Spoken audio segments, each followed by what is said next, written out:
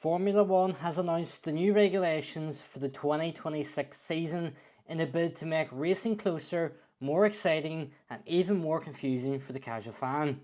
These new agile cars with active aerodynamics are apparently going to be safer and more sustainable, with the sport entering into a new era once again.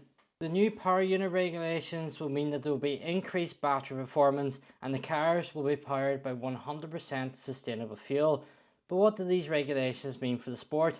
Well, let's dive in and take a deeper look.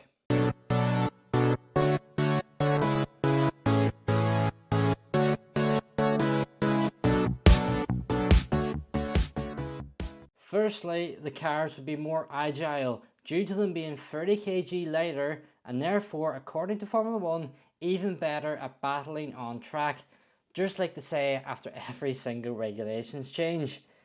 Then we have a redesigned power unit that will feature increased battery power that will be properly utilised as a hybrid engine, as it will switch between the combustion engine and electric power, all of which of course will be fueled by 100% sustainable fuel.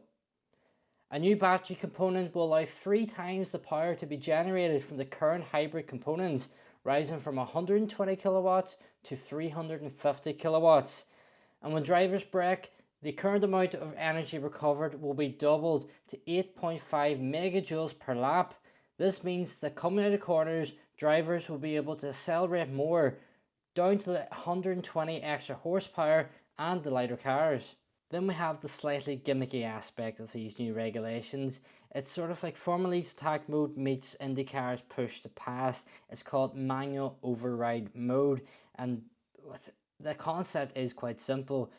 If you're a car that's a second behind the car in front, same as what DRS is at the moment, you get an extra half megajoule boost that will allow you to race closer and maybe even go for that overtake.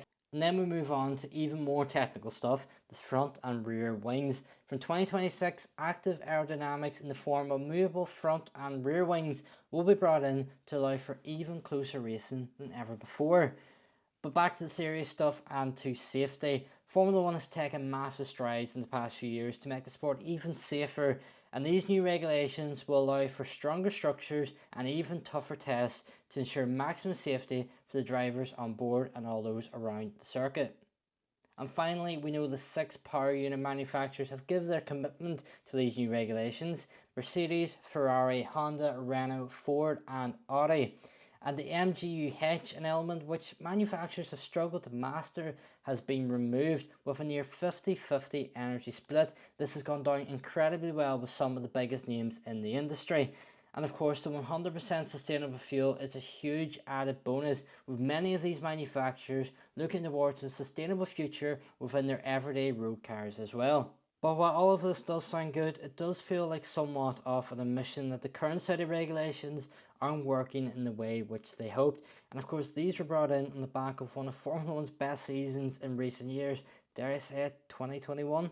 But with Formula E showing that sustainable racing is achievable and IndyCar becoming more and more popular with even closer racing and actual battles for race wins, Formula One needed to do something to keep it as the pinnacle of motorsport.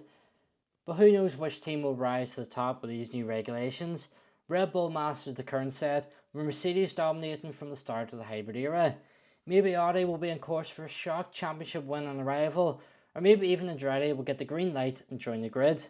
But anyway, that's all we have time for in today's video. If you enjoyed it, then hit that like button, and also don't forget to subscribe so you don't miss out on any content here on the Apex Motorsport. Thanks for watching, and I hope you can join us in the next one.